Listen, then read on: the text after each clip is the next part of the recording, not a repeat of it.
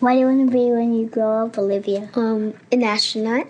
I want to be a fashion designer. A basketball player. I want to be an actor. A doctor. A teacher. A chef. An artist. What do you want to be when you grow up? A mermaid. Do you know what a computer programmer is? Yeah, no. No. No. I think it's something that has codes and is able to decode a mystery. I think that they... Wait, what? Computer programmer?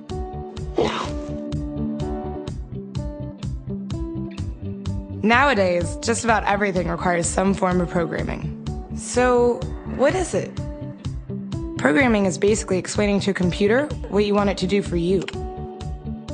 When you're programming, you're teaching possibly the stupidest thing in the entire universe, a computer, how to do something. Programming is one of the only things in the world that you can do where you can sit down and just make something completely new from scratch, whatever you want. It's really not unlike kind of playing an instrument or something, or playing a sport. It starts out being very intimidating, but you kind of get the hang of it over time. Coding is something that can be learned, and I know it can be intimidating. A lot of things are intimidating, but what isn't? A lot of the coding that people do is actually fairly simple. It's more about the process of breaking down problems than, sort of coming up with complicated algorithms as people traditionally think about it. Well, if it's fairly simple, why aren't there more of us doing it? Over the next 10 years, there will be 1.4 million jobs in computer science, and only about 400,000 grads qualified for those jobs. That's a shortage of 1 million people. So, how do you start?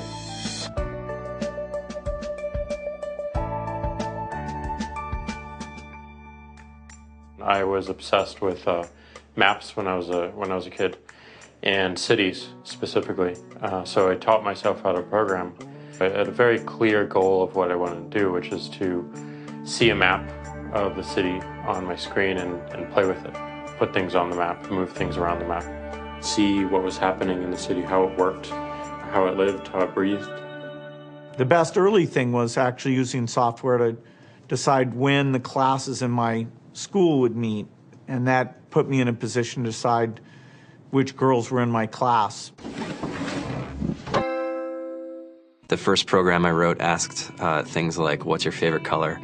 Or how old are you? I first learned how to make a green circle and a red square appear on the screen. The first time I actually had something come up and say, hello world, and I made a computer do that. It was just astonishing. When I finally learned a little bit of programming, that blank wall resolved into a bunch of doors, and you open them, and finally you start to open enough doors that the light comes in.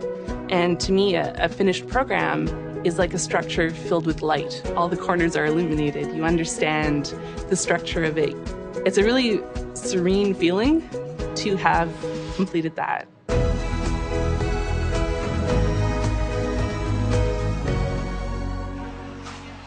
It took me some time to realize that creating things with your hands or creating code, creating programs, is just a different way to express creativity.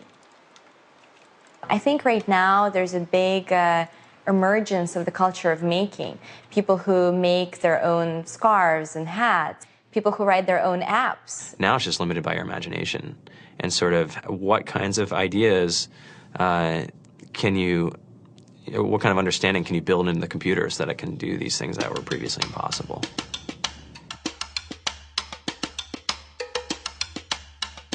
All great things are built in teams when you collaborate with other smart people.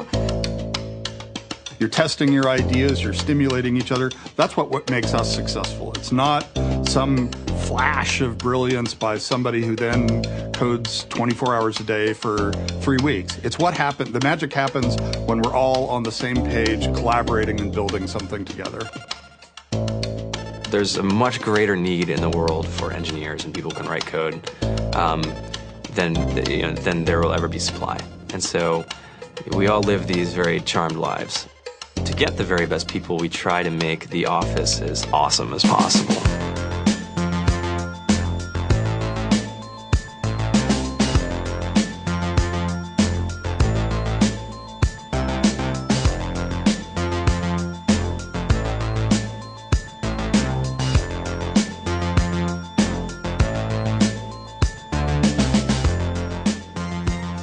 We have a fantastic chef, Free food, breakfast, lunch, and dinner. free laundry, snacks, even places to play and video games and scooters. There's all these kind of interesting things around the office and places where people can play or relax or go to think or play music or be creative. I went on the Bureau of Labor Statistics for the United States, and there's about a third of the pie that's all the things you would expect. It's, they're working in the government, they're working in typical technology jobs. But then, like, the rest of the pie, and it was the majority of the pie, just split down into these little teeny slices of every industry imaginable. And what it is, computers are everywhere. You want to work in agriculture? Do you want to work in entertainment? Do you want to work in manufacturing? It's just all over.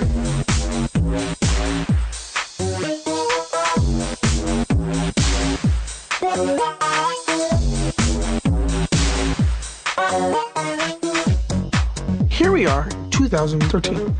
We all depend on technology to communicate, to bank, information, and none of us know how to read and write code.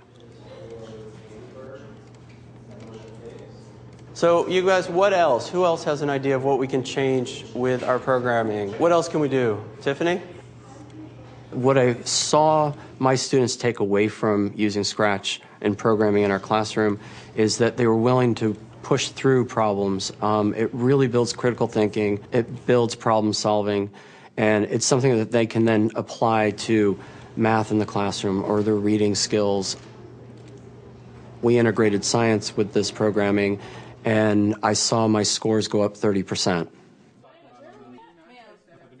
When I was in school, I was in this after-school group called the Whiz Kids. And when people found out, they laughed at me and, all these things. And I'm like, man, I don't care. I think it's cool. And, I'm learning a lot. And some of my friends have jobs. It's important for these kids. It should be mandatory to be a citizen on this planet, to read and write code.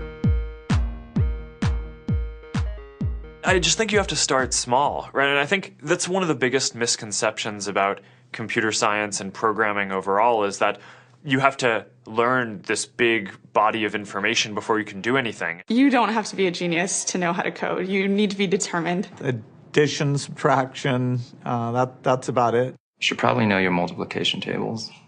You don't have to be a genius to code. Do you have to be a genius to read? Do you have to be a genius to do math? No? No? I think if someone had told me that software is really about humanity, that it's really about helping people by using computer technology, it would have changed my outlook a lot earlier. Whether you're trying to make a lot of money or whether you just want to change the world, computer programming is an incredibly empowering skill to learn. To be able to actually come up with an idea and then see it in your hands and then be able to press a button and have it be in millions of people's hands. I think we're the first generation in the world that's really ever had that kind of experience. The programmers of tomorrow are the wizards of the future. You're going to look like you have magic powers compared to everybody else. I think it's amazing. I think it's the closest thing we have to a superpower. Great coders are today's rock stars. That's it.